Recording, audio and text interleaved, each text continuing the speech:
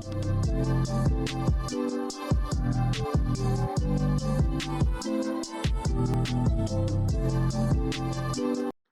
episode of Minds on Mushrooms is brought to you by the film Meat Raffle. It's a dark comedy by Aimee Chenal, premiering at the Parkway Theater February 7th.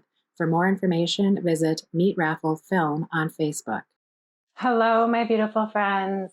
It's Maggie Kirkwood with Minds on Mushrooms, where we're unveiling the magic behind psychedelics for mental health and addiction. I am here at the Manor House in St. Paul with my beautiful friend, Aimee Chenal. Hey.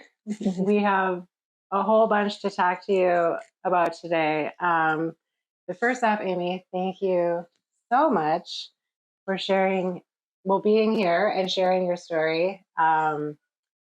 It's just such an amazing, I just can't wait to kind of just get into it, to be honest. Yes. But first, let's talk about just a little bit brief background about you, please. Okay.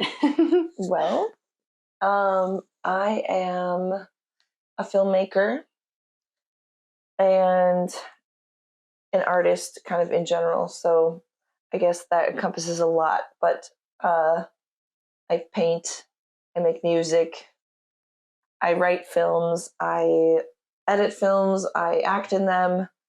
I'm in a little band. That's right. Yep. Yeah. And I'm also a mushroom hunter and a mushroom farmer to, just for kind of our own private use. Yeah. I also teach mushroom workshops and just kind of obsessed with mushrooms as a whole. That's wonderful.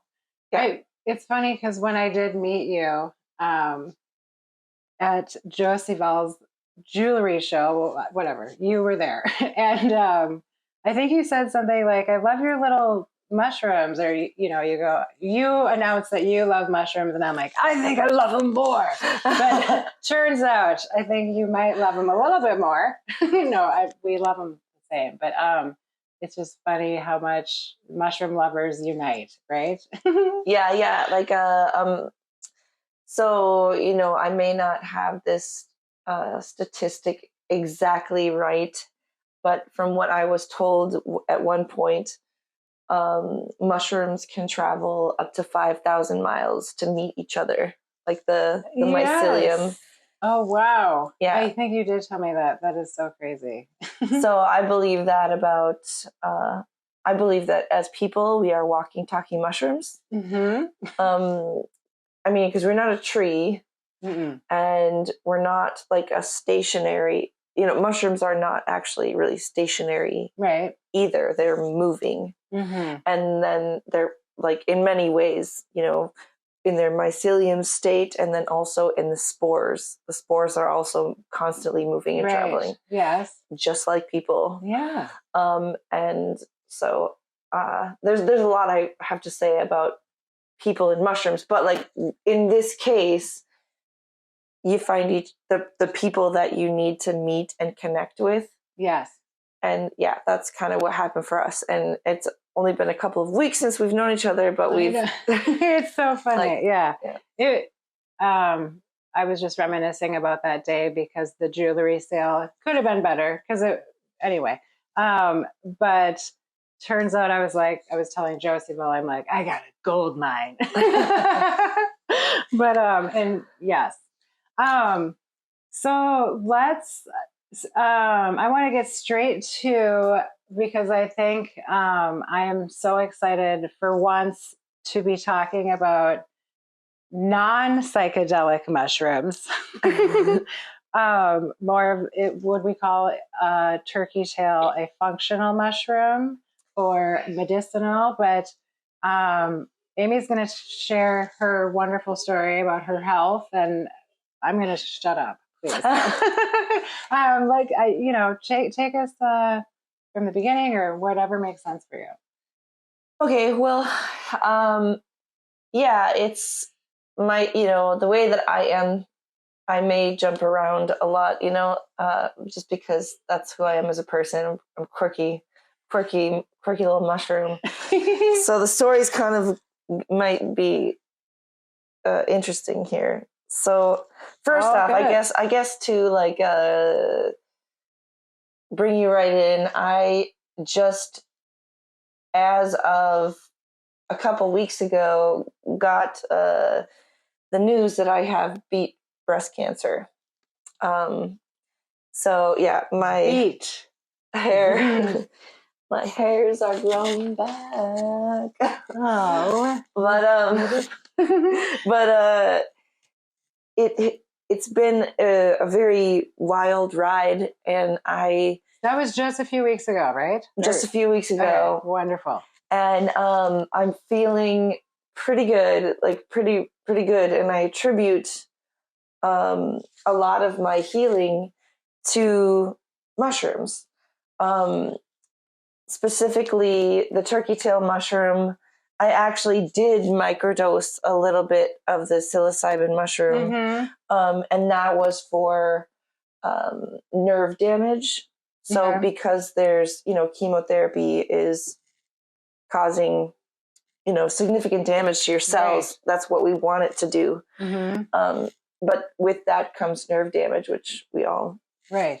Not everybody experiences that, but a lot of people do. Okay. Because it's the purpose is to like kill everything.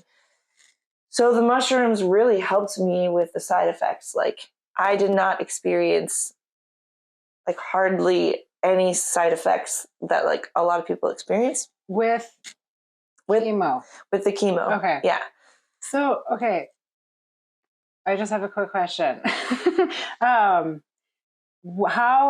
and maybe you're getting there, but when it comes to, having the turkey tail mushrooms, like we know you love mushrooms already, right? So, was it your own research, or were you like, how did you know that you needed to get your hands on some turkey tail? That's a really great story. Gosh, and it starts like back when I was in LA. Like I was pursuing a career as an actress, and I had this like life-altering dream, nice.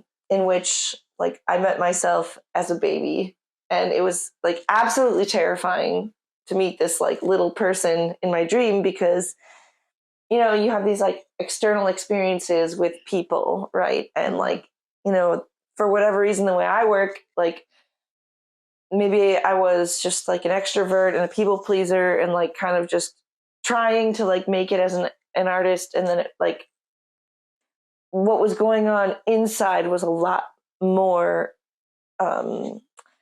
important, I think, in the grand song, the great scheme of things. And anyway, I had this like break open and in the dream, and the baby told me at one point, it was so terrifying to like see myself as this little baby who knew everything about me and was like looking at me like I was screwing up my life, and like, you're not listening to me. Okay. And so I was like, oh my God, like, I had thought like, oh yeah, I got this figured out. I'm like, I'm gorgeous and I'm powerful and I can just like act my way into anything. Right. But then this little person was like, you're not listening. So then I said, okay, well, please don't come back to my dreams. Like, I'll do whatever you say. Okay. And so the baby told me to go back home to Wisconsin, to like small town where I was from. And I'm like, are you serious? Like I was living in the Hollywood Hills, like paying $400 a month for rent. Like I was like, thought I really was doing it. Yeah. Yeah. And so I was so terrified, that I just kind of submitted to whatever this was. Yeah. And I went back home, and my mom had said, why don't you come? And, I grew up in the woods, but I had never seen mushrooms before, but I would always run away to the woods. Okay. Like to find healing, or like when life wasn't like, when I was upset as a little girl, I would just be like, I'm running away to the woods. But I never saw those mushrooms. So, but this time I'm walking around the woods with my coffee, and I'm just like, okay, it's, people think that it's like a quiet place, but it was loud. I mean, the trees were like, I could feel like these beings around me, like, and I could just like, the ground was just like, I could feel my feet, like I felt this like attachment, and I was like, oh my gosh, Wow. And I was by myself, like on 40 acres, like 20 minutes away from any civilization, like no, I had my dog with me, she stayed with me, but otherwise we didn't have a TV, and it was just kind of like, so I'm walking along, and all of a sudden I see this like amazing mushroom on the ground, and it was really, I'd never seen it before, and it looked like something out of a fairy tale. Yeah. And I'd heard about like psilocybin mushrooms. I hadn't really done a lot of that. Like I was really sober my whole life, and like an athlete, and really really straight edge, actually, kind of, even like was raised like sort of Catholic, and just pretty good girl. But I loved everybody. Like I hung out with everybody, partied and stuff too. But I was pretty straight. Gotcha. Yeah.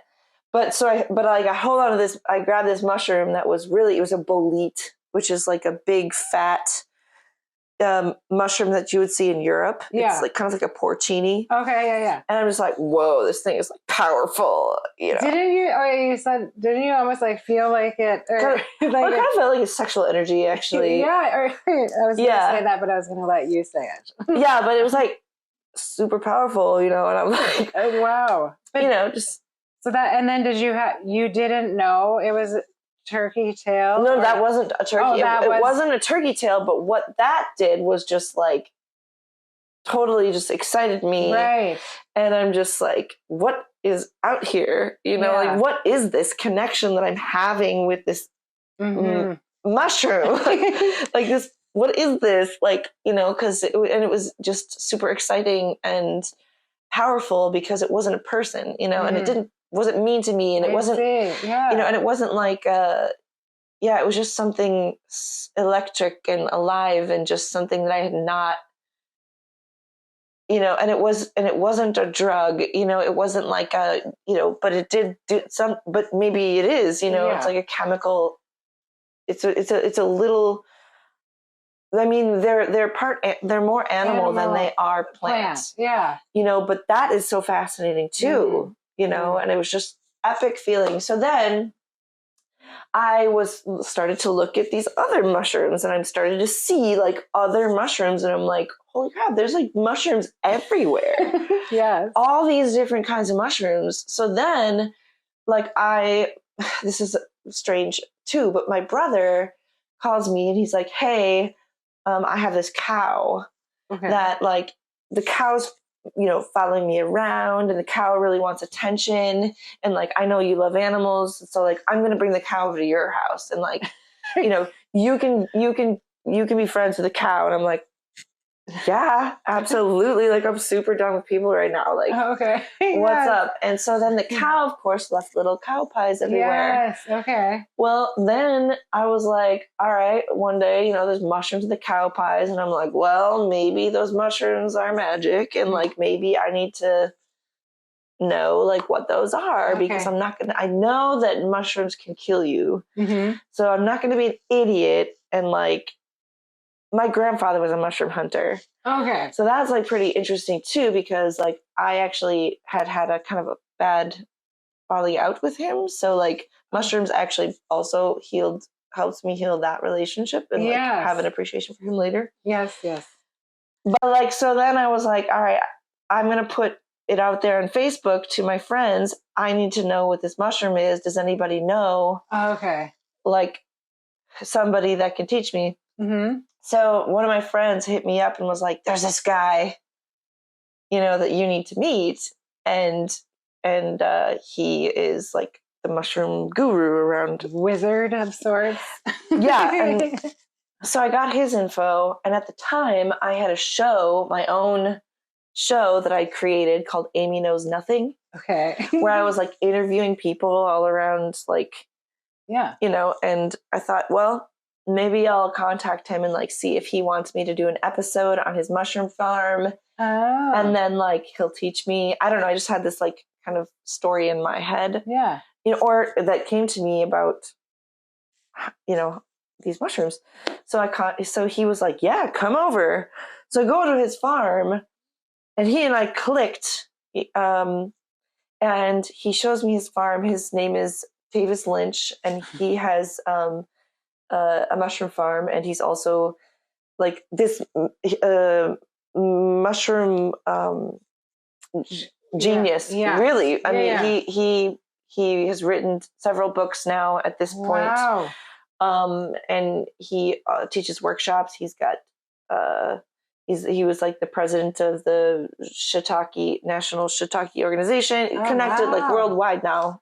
Okay. But so he hires me after. So we do this episode of the show, and then he ends up saying, well, do you want to work here? Oh my God. And for the first time in my life, I was like, yeah, I'm done. I'm not going to wait tables anymore. I was bartending, waiting tables a long time. And so, long story kind of short-ish, he basically started teaching me kind of everything that. Wow. Okay. That you know today. Yeah, I mean, he got me, he really started to, he taught me how to clone them. He taught me how to grow shiitake mushrooms, inoculate logs. I started teaching my own workshops. Oh, wow. We created, we had a women's mushroom event. Mm-hmm. And then, because, I just wanted to have a place for women to start to, just like a safe, cool club. Yeah. So that there's a lot more to be said. But essentially he started to teach me about mushrooms. The Latin names and like the different trees, how to identify them, like the different purposes, So I'd love to know, like, that's so much to know, but at what point had you just heard that maybe, because this is really turkey tails, the specific kind that went after your cancer, and how did that all come into, like, did you just somehow find that out, or did you grow your own? Or? Yeah, so he had said, like, this was common kind of knowledge, like that it was talked about, like it was Paul Stamets, who's like one of the leading, mushroom. We need to come up with we're guru genius. I call them wizards. Yeah, like exactly. Or mushrooms themselves, Yeah, right. But he had kind of said that, or his experience with the turkey tails was that it had cured his mother of her cancer. Right. I remember that. And so that was kind of something out there. But if you look further into that, the mushrooms are prescribed in Japan under the name Crestin. Okay. They are actually prescribed right alongside chemotherapy in Japan. Damned. Yeah. What? Okay. Wonderful. I mean, for them. Yeah. And at the time, so for me, like when I knew that mushrooms were going to be very important for me personally. And I also, it turns out my mother's cancer had come back. Okay. And it had previously, it also killed my grandmother at age 39. So my mother had it once before, and then she had it again. And so for me, I was like, okay, these mushrooms can potentially help her. Yeah. Okay. And she was not really open. That's right. You were telling me that. And she just, because I suppose if you're so scared, you're going to listen to your doctors. And if it's not something they're pushing, or, then why, but now you're stopping the intergenerational. Yeah. And I know that I feel like, my mother's with me all the time, and she's definitely has been, I think, supportive. Her spirit has helped, me be open to the chemotherapy and the mushrooms, right? Yeah. Okay. Yeah. Because a lot of people would say, a lot of like like you could go at it, you could be like a super hippie or like or maybe even like a super right-wing Republican or like something and say, oh, the medical industry is trying to hurt us and kill us. Or, oh, you're a hippie and like you're going to kill yourself because you're just going to take these mushrooms and you're going to die, because you're not. So I was very confident, especially reading research papers from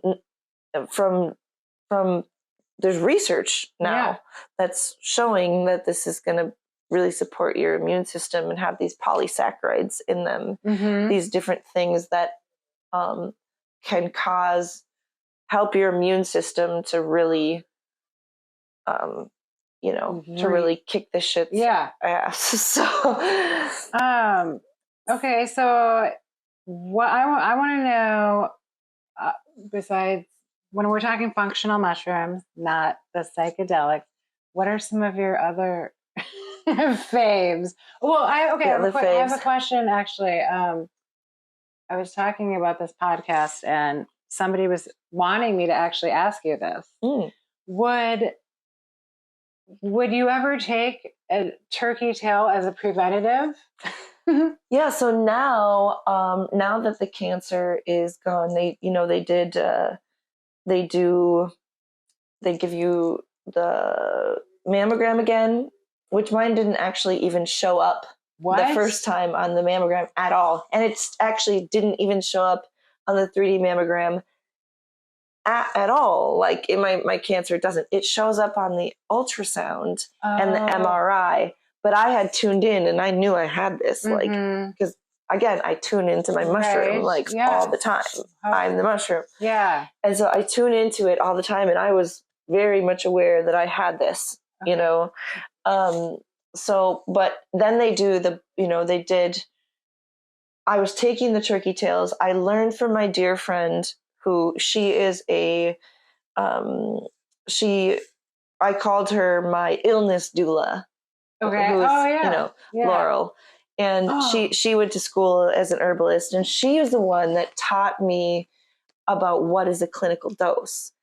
Because a lot of us, even mushroom people, we don't know what the correct dosage is when you're trying to fight something this intense. Yes. Okay. You can't just take a tincture dropper full. Right. Like that's really not going to be enough for somebody in my position. Mm-hmm. You need from what I learned, a clinical dose is going to be 2,000 milligrams. Oh my God. Okay. So and that is going to be, I take it in a capsule, and it's going to be the fruiting body, which is the baby, the mushroom baby. Yeah. The parents, which is the mycelium under the ground. You need, so the baby, fruiting body, the mycelium, and then the extracted compounds. Okay. Yeah. So a mushroom will be extracted with a double extract. Some mushrooms need this, right? Mm-hmm. You need to have it extracted with water, and then again with first you extract it with alcohol and then with water. Wow. Okay. So all of those compounds are in the capsules that I take. Okay. So we have to be careful when we're buying our mushrooms, because companies have picked up on this, and so they're kind of just selling. This just the mushroom powder goes in your coffee. Well, but it's not. We're looking for the fruit body, right? Well, the fruiting body, mycelium, and the extracted compounds. Okay, I get where you need all. Yeah. Yeah. So not to mention that sometimes we don't need to be taking this. I mean, you have to also look at how does this affect your liver? Right. If you're gonna, or is this mushroom actually could this be going extinct, or something from over harvesting? How do you sustainably harvest this mushroom, chaga? Yeah, right. Yeah. And also we just need to know what the research is and why we're doing it. But I am currently going to be at least for a year taking the turkey tails every single day. Wow. But this is the position I'm in. I know. It's I'm not going to say to everyone, you should take this. I mean, you know what I mean? I think it's, so with your type of breast cancer, maybe along those lines, because I think if you have, is there testing that you obviously can test that you had the same cancer your mother had, that your grandmother had, right? Yeah, Oh, yeah. okay. I have a genetic, the BRCA1 Okay. I don't genetic know much marker. at all. Yeah, and there's a bunch of different kinds of Yes, of okay. cancer. Yeah. You know. So I think my girlfriend that was more or less asking, you know, for those women that have the markers or whatever, maybe it could be a good. But yeah, I mean, I Yeah. would say too, with other types of cancers, Mm-hmm. that this would also work really well, especially with the some of the chemotherapy that they're giving to some of us. Mm-hmm. Like one of my friends has like a cervical cancer, and so they are giving her the same chemo that I had, which actually that chemo was made from a conifer tree. Oh my God. Okay. So here we have a mushroom and a tree that are the medicine working together. Yeah. Which is incredible. Like when I was so anti, like, I mean, I knew I was going to do the chemo because it was just like very clear in my mushroom, you're doing this chemo. Mm-hmm. But like, I was still very much like heartbroken about it because I knew I was going to be hurting my mushroom at the same time. But when I found out the medicine was made from a tree, and the fact that like the mushroom and the tree are going to be working together with me, I'm like, oh yeah, like that's this the magic. Yeah. yeah. And then like I'm so, after going through the chemo and not having some of the side effects that my mother had, is like both really heartbreaking because of what she went through, but also like groundbreaking for me because I was like, I felt so carried by the mushrooms, like, and so like I didn't lose my taste or smell, which is like huge. Oh wow. Okay. Yeah. I like, and this is with the Western medicine plus the Eastern medicine idea of like, and working with nature and like spirit and everything. But like, I just feel like the mushrooms really, really supported me, and like, I wasn't, you know, nauseous. Right. That's wow. So interesting. Yeah, like I did lose my hair, you know, everywhere. But yeah, like I just didn't have. I feel like I oh my God, feel that's pretty energetic and yeah. Huh.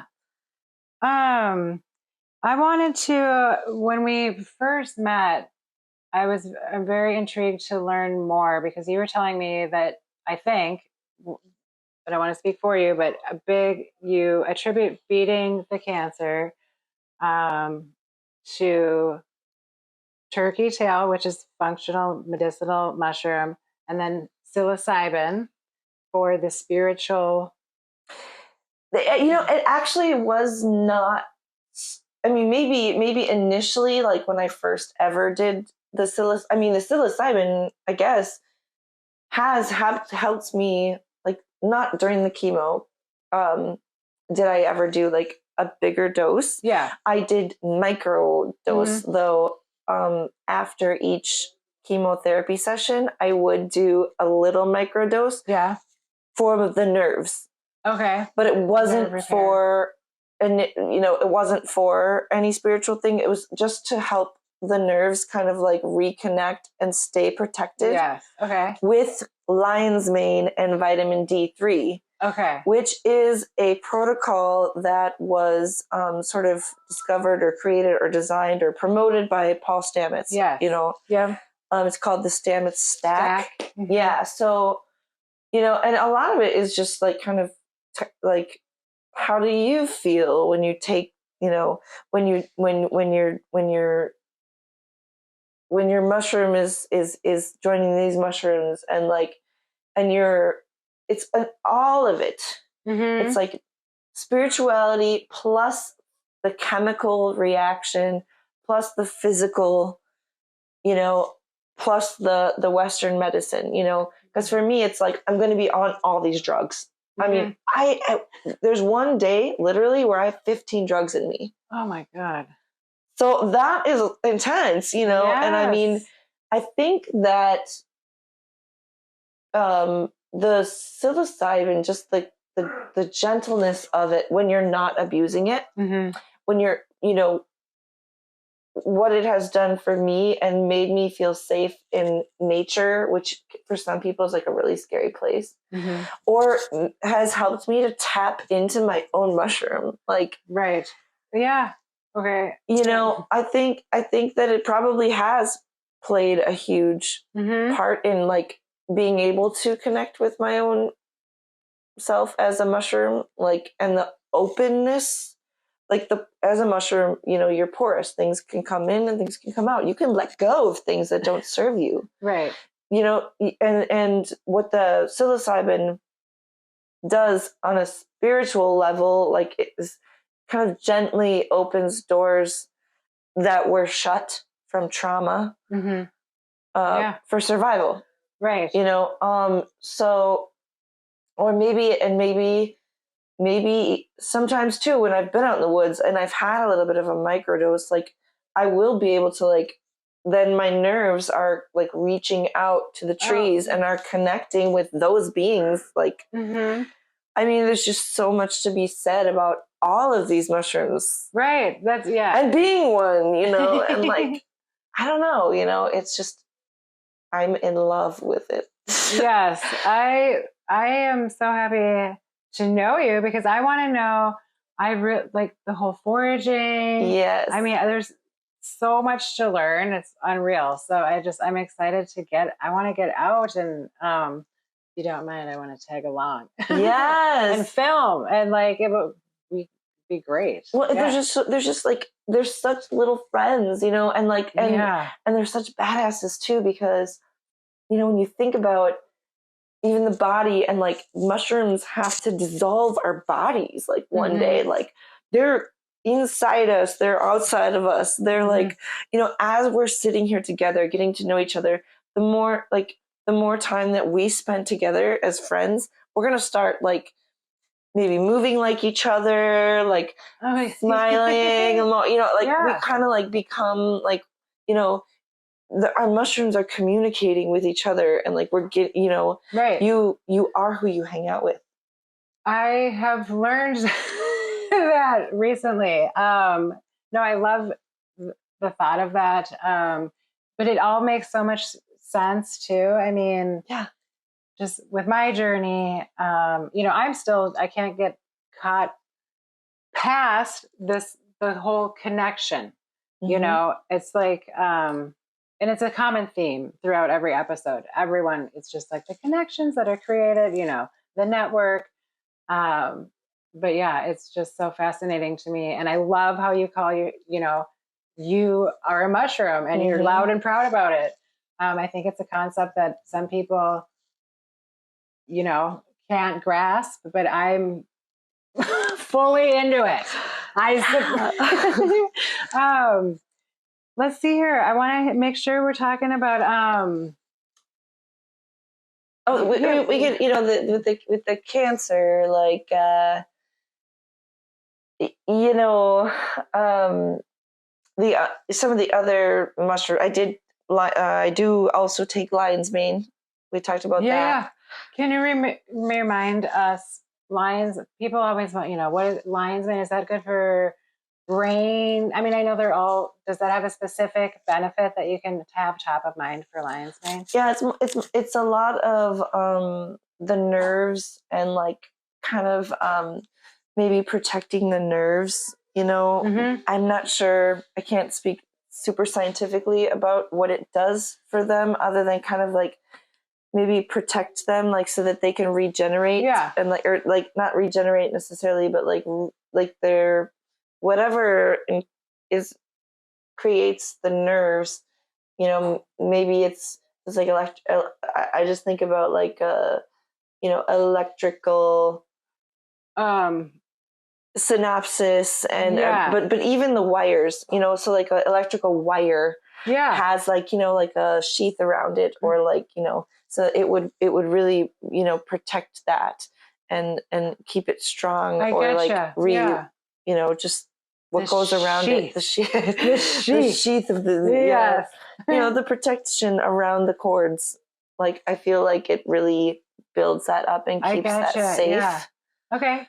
But you were saying you were taking, or your other like fave mushies, lion's mane ranks up there? Yeah.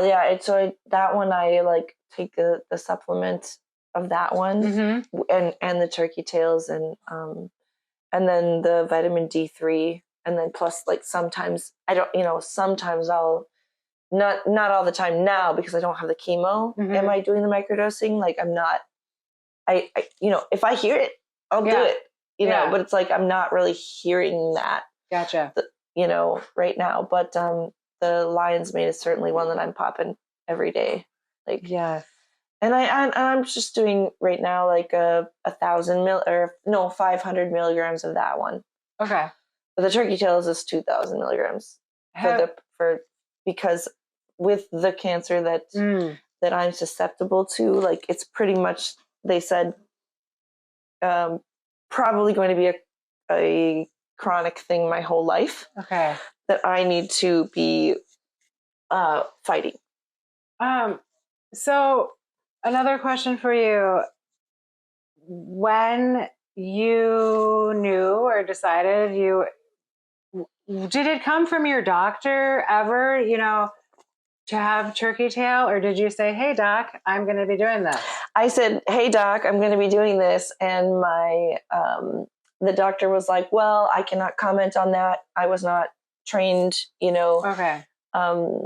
in that, oncology is what I do. And this is our standard protocol. And she was, so she said, I can't speak on that. And typically a lot of oncologists in the cancer groups that I belong to on Facebook will say, don't take anything. We don't want anything to be interacting with your chemo.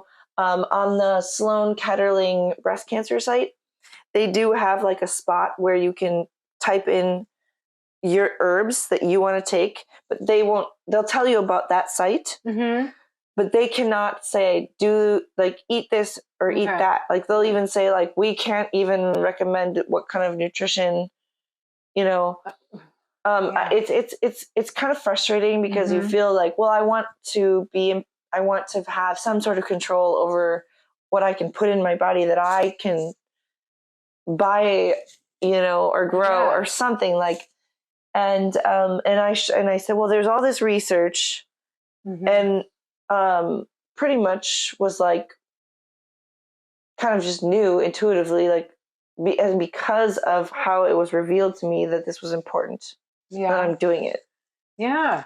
Okay, so then what are they all saying now? Well, yeah, I mean, they were like, so typically, now, and we can't speak for anybody else, but this is what happened to me, is they had said, you're going to do 12, standard protocol is 12 weeks with these chemo drugs. Then, then once you're done with these, then you're going to do another 12 weeks of these. Okay. So I was like, looking at the list of side effects, I was like horrified at some of what I viewed as fungicide. Like, I saw these things and I'm like, oh my God, they're going to pour all these like lawn chemicals on me and I'm a little mushroom and like they're going to kill my mushroom. Right. And I'm very dramatic because I'm a filmmaker and everything. And I feel bad for the doctor because she's like, looking at me like, wow, you are like Looney Tunes. But then she was like, well, everybody said too, you can get a second opinion. And the oncologist was like, yeah, like go ahead, like go get a second opinion. So then I went to a doctor at the U of M who is a breast cancer specialist. Okay. Like my oncologist is overview like of all cancers, but then I went to the breast cancer specialist, and she was kind of the one that was like maybe more that was her specialty. So she said, hey, just so you know, if you can beat this in 12 weeks, you don't have to do the next 12 weeks. But this is new research and I'm not telling you that it's going to work. Yeah. But this is like, if you want, that can be your goal. Yeah. So I was like, heck yeah, like I'm not doing 24 weeks of freaking fungicide. Yeah. Or whatever. I'm going to track this with, and I just really felt really good about it. And especially if she told me that the chemo was made out of the tree. Yeah. So I'm thinking, I've got all these things on my side, plus spirituality, like with my mom, all the warriors on the other side. So like they could feel immediately like that the tumor was shrinking. Wow. So that chemo that they have, and I believe the mushrooms together, by the time the 12 weeks were done, they were like, this thing is gone. There was like, sometimes they say there'll be like an empty sac where it was. They're like nothing. Oh my God. It's like 0 shows up on the scan. And you just said that was about how many weeks time, or how many? Well, by the time the 12 weeks, they could feel it shrinking. Okay. But by the 12 weeks, by the end of it, like there was nothing there, and she was like, wow. And then when they did the biopsy, there was nothing to biopsy. Wow. So they basically just had to biopsy the clip. Oh, okay. Like there's a little tiny clip in there, like where the tumor was. Okay. But it was like almost 2 centimeters. Wow. And it was as hard as a bouncy ball. Oh gosh. Okay. Yeah. So, but you can't see anything. And like then they did, the microscopic, the chemical test, and there's nothing there. Now they still want to, the next part of standard protocol is to take the breasts, the double mastectomy. And I'm having a very hard time with that, as you know. So I'm really going to be spending this next month like really tapping into my subconscious, into my mushroom, and having a conversation about, is this because the cancer that I'm susceptible to can come back anywhere in my body? Oh God, really? Yeah. And they don't scan the rest of the body unless there's a symptom. Okay. So at this point, now, if there's a symptom, it's already too late. Yeah. Like it's already in your, maybe not for me. I don't know, because if I can tap into my mushroom like I did before, because I knew I had it, like I could hear it. Okay. Yeah. I could hear it, So potentially maybe mushrooms, maybe I can tap in and we'll be able to detect it somewhere else if it's in my body. Yeah. And at this point, that's all I have to go on, right? Yeah. Because they don't scan the rest of your body. They're only going to scan my breast area. And for me, even if I have a mastectomy, it could still come back in my chest wall. It could still come behind my ear, in my back. Wow. It killed my mother. It came back in her back, even though she had a double mastectomy. Jeez Louise. So that's why I'm like, well, that is something that you definitely need to contemplate. And I'm glad, because big decisions. And I mean, the fact that it came back in the back and not the breast, I always just thought it was very specific to the breast. Right. That's insane. And why, the scanning, you can't, they won't scan. No, she told me that. She straight up said, no, we don't do that until there's a symptom. And by that time, it's too late. Straight up said that to me. Okay. And so that is more reason for me to like also just like tap into my mushroom and have a good relationship with myself and be able to hear and like be able to, and also, write to the other mushrooms who are the state of Wisconsin and be like, yo, you guys need to scan us. Yes. You know what I mean? So again, it boils down to connection again with myself and also people to be like, that's what's going on, but I also have, I just have to big decision to make with that.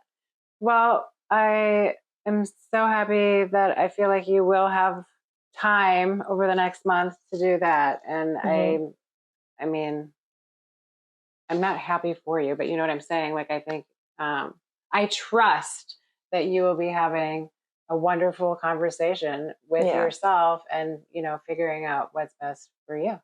Well, and I'm also going to Costa Rica. So I didn't know if we were going to say that. Yeah. And there's, the rainforest, which has like rain and like the cloud forest, and I imagine I will be meeting a lot of mushrooms. Yes. It's, in the rainforest, I'm hoping, so who knows? You never know like what the rainforest and what that connection is going to you reveal couldn't to be me. in a better place to where you have to be decision making. So I'm happy about that part. That's so great. So we've touched on it. So Aimee is a filmmaker. I want to hear more. We can always go back to mushies, but this is top of mind for me right now. So you have a film, I'm going to stop talking, a movie premiere happening. So tell us about it and where and all that jazz. And I want to hear about the movie itself. Yeah, so, when I moved back from Wisconsin, I thought maybe, my dreams are over, Yeah. And I'm leaving Hollywood and my life that's done. And it's totally not true, because I basically been able to, write a movie and decided that I'm going to bring Hollywood's to I getcha. to the Midwest. Yes. And so I wrote this movie. It's a dark comedy. Mm-hmm. It's a political satire. And it's called Meat Raffle. Okay. Yeah. And it's a movie about women. It's essentially like these three women, decide to take matters into their own hands when, dark forces have been controlling, America and the world, actually. Yes. So it's like these three sort of baby boomer age women. They handle a situation with a corrupt cop who has sexually assaulted a teenager, resulting in a pregnancy. Oh, man. And, women are not in control of their bodies in Wisconsin. And so they decide to, ensure that he's not going to be in the baby's life. Mm-hmm. And, in the movie, it's a political satire. So basically we throw everybody under the bus, like everybody, I'm actually in the movie and I play a bartender, and I'm an anarchist I'm the anarchist in the anarchist bartender. And it's kind of fun because you're like not supposed to talk about politics at the bar, but the bartender's like the one that's just like, what are you doing? She sees that she has like a captive audience because like the people want alcohol, and she's like, oh, well, you're gonna have to like listen to me first. I love it. And we've got a few hashtags that are like really important in the movie. I'm actually like wearing the hat. Yay. So we've got some really cool merch.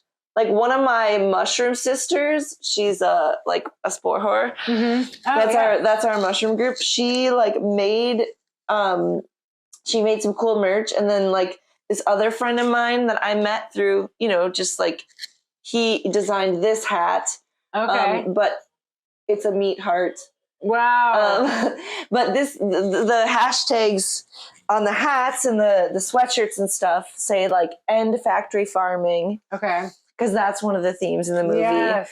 Like I'm very sensitive to nature and animals and like how it's all connected. So my character is very passionate about being a vegetarian, only because she doesn't like what the chemical companies are doing to Mother Earth, mm-hmm. And like how we are basically capturing these animals and in a space where they don't get to be like, they don't get fresh air and clean food and water, and they don't have these like good lives. So factory farming is like one of the hashtags. Okay. Then we have women for president. Okay. Is another hashtag. Yep. Because my character is also very frustrated that there's never been a woman for president. Yes.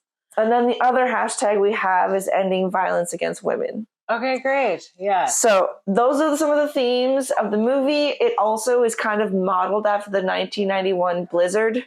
Okay. Oh. The Halloween blizzard. Yeah. So like everybody, like the women handle the guy I don't want to give it away, but like everybody ends up getting stuck in the bar and um and during a meat raffle.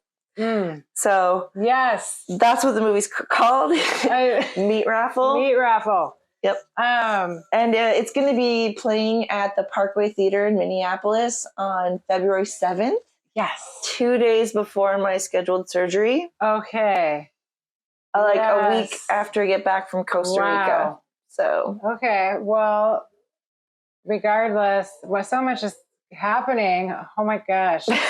Wow. Here. Okay. Yes, and we can find more information on Facebook, I'm sure, right? Well, I'm going to for sure be there. But you're just getting back. You'll just be getting back. And you'll just be getting back from Costa Rica. And we're, at the movie theater, we're going to be I'm going to be playing with the band. Yeah. So I'm in a band with a bunch of really talented people. Mm-hmm. So the band is called That Damn Clam Jam Band. That Damn Clam Jam. Okay. That Damn Clam Jam Band. Yes. So we're going to be performing before the movie. There's a stage Oh, cool. Yeah. So we're going to be performing some original music that I've written. Mm-hmm. Along with some covers, and also my good friend Pee Wee Dread, who is an incredible reggae musician. Mm-hmm. And he also has invented like some really incredible hot sauce with. Oh wow! Okay. He's CBD. Oh. He's got like special sauce. Special sauce. He's like and he also runs a nonprofit organization, and he's in the movie, of course, too. Wonderful. So he'll be performing as well, and his partner is like my mushroom sister. Oh, okay. She's a spore whore too. Oh, spore whore. Hey, I think I signed up to be one. I don't know, but okay, I'll have to check and accept your yes. Yes. Well, so wonderful. We have a group, on Facebook. We also have the Spore Whore group. Yeah. That. Tell us a little bit more about that. Because I feel like, when I started freaking out about fungi, psilocybin, you don't necessarily feel like where to go, who to find. I mean, until the mushrooms connect you. Yeah. But yes, you started the group, or there's sisters of you started. Yeah, it kind of started around a campfire, at our women's mushroom event. Okay. And we were cackling around the fire. Mm-hmm. Maybe we had eaten a mushroom, and it just kind of came sort of flying out of one of our. I would say she's the founder of the group. It just came flying out of her mouth. Spore whore? And so, you must have just called one of us that. Yeah. And then so I said, well, that's going to be the name of our group. So then I did start the Facebook page. Wonderful. And, certain members are, administrators, and we will have events that you can attend. Great. And where we will camp out, or sometimes it'll be just a small group of us where it's or we could have a big event. Yeah. Where we take a bunch of people out in the woods, and and it has been women, but we also are a man can be a spore whore as well. Okay. Yes. Okay. Well, I can't wait to be one somehow. Yes. Yes. You already are. Well, wonderful. Yeah. I just love the spore whores. Wonderful. We have T-shirts. Oh, great. Yep. Good. Well, I love it all. I think that, since we have I'd like to call you a mushroom sister. Mm-hmm. I want to have you back. I mean, we can do this so much. And there's going to be updates, and I'm just so excited I kind of feel like you're a part of my journey, and so I'm looking forward to just kind of checking in a lot, and then with the movie premiere and everything. Yes. But you got to go to Costa Rica. Yes. And it is late, and I think this has been a good one. Cool. It's so fun to just get to know you more and your incredible story. You have such a great fucking story to share. Yeah. And I'm so happy that you are healthy. Yes. And you're heading out, you've got some tough decisions to make. But I'm so happy for you, because if anyone, you are so capable and strong, because you are able to connect with your inner self. And I don't think everybody can. Yeah. So I think that you are a strong human, my hero. Oh, thank you. And beyond that, you would teach me so many things. Yes. So, and just our brief little conversations, I'm learning so much all the time. So I love you, and I thank you for your time. Yes. And you'll be back. Yes. And we'll see you all. Yes. As always, for more information on anything, you can head to mindsonmushrooms.com. Thank you for joining the journey. You can tune in to Minds on Mushrooms on YouTube, Spotify, or Apple Podcasts.